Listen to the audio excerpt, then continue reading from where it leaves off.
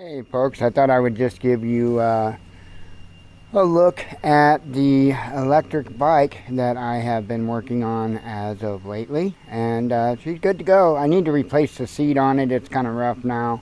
The material on it is just absolutely gone. It was a nice comfy seat, but I'm gonna have to go with something different that's not got material like that on it. But anyway, this is the Anderson connector that I installed.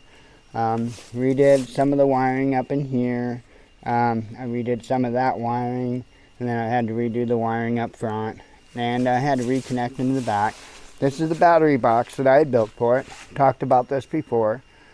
All the batteries in this are salvaged from used laptop batteries, and there is 117 18650 batteries in here, along with a BMS, or a battery management system. And so I built this myself. The outside housing is that corrugated plastic, and this is the bigger, thicker stuff. Not quite the political yard sign stuff. This is much bigger and thicker than that. Pretty stout stuff. But that's what that is made out of. However, my tail light assembly, my housing for my tail light, that is like the same as the yard signs, political yard signs. That is actually what that's made out of. So I just made the shape.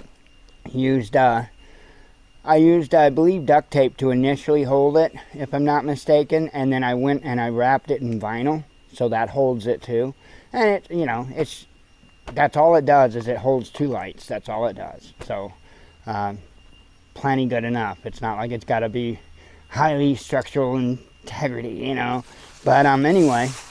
Other than that, this is the bike, and if I come up here and I hit this power button, you'll see the lights come up to tell your battery. And of course, that's not going to be super duper accurate, but it is what it is. Come down here, and you'll see a couple more buttons. If I hit the top button, that will be my headlight right there, the center light there. Okay, and then if I hit the other button, let me turn that one off. Okay, if I hit the other button, you'll get the halo, and you'll also get one amber light on each side of the front wheel, and then in the back, you get the tail lights. And they got like a little bit of a flicker to them just to kind of catch the eye. My little module in there, it's got several different modes. I like that mode the best. It just, to me, it kind of draws your eye to it. And it doesn't scream anything. It doesn't scream, I'm stopping, you know. It just, you know, it's just a nice little waver of the light to kind of catch the eye. So, anyway, other than that, of course, I lubed the chain up real well. I need to lube it up again. I just used silicone lubricant on it. I wanted to use a lubricant that was going to kind of hang on it and stick around for a little while, you know.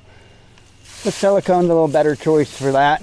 But you know, and then you can run, of course, you can run both sets of lights at once.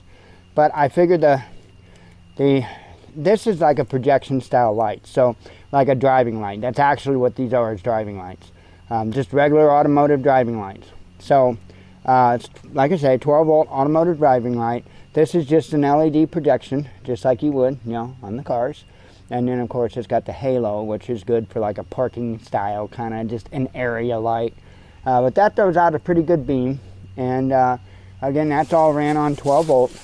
Right here is a 12 volt golf cart rectifier. So I threw that on there.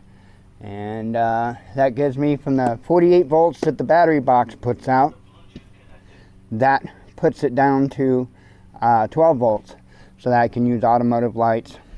And then I plan to put like USB on it at some point.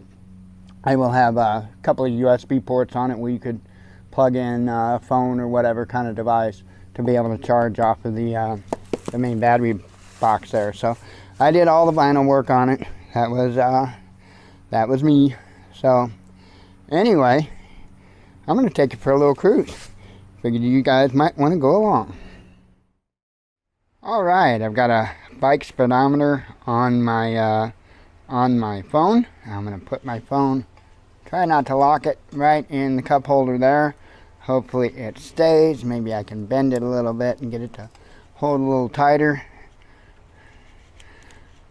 Alright, I think that'll hold good enough. We're just going to take a quick short trip here.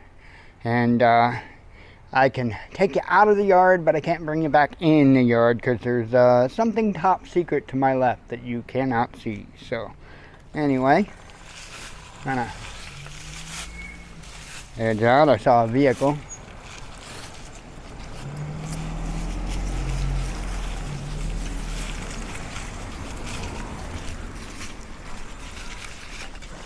Trying to take it easy for that phone. Don't want to lose it. Okay, now we'll hammer it.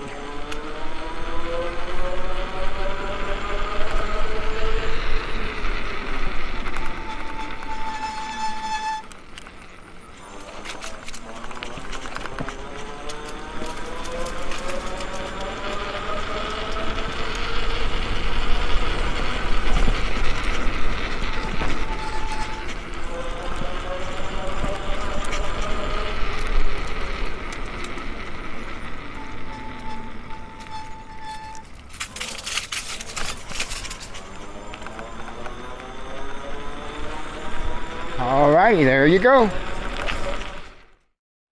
Alrighty, it's obviously dark and you can't see anything. I'm going to show you what the lights are like on this bike. I'm going to turn on the parking lights first real quick. And of course you see those on, the halo light and the amber side marker light, as well as the tail light. And you want to look ahead there. That's with the parking light on. If I turn the driving light on, as you can see, it's a much more focused beam. So let's pop these off, saddle up on her, hit power. We're going to go ahead and run both our sets of lights, and let's see how this does.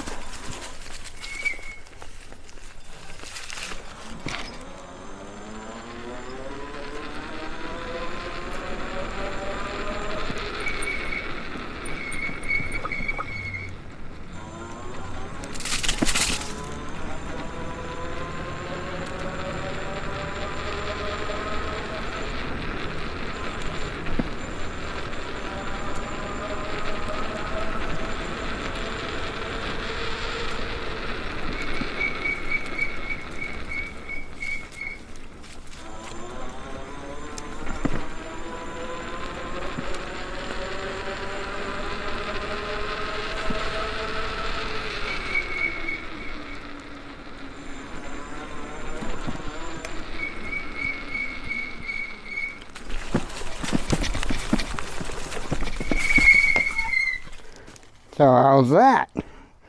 Seems to work good enough for me.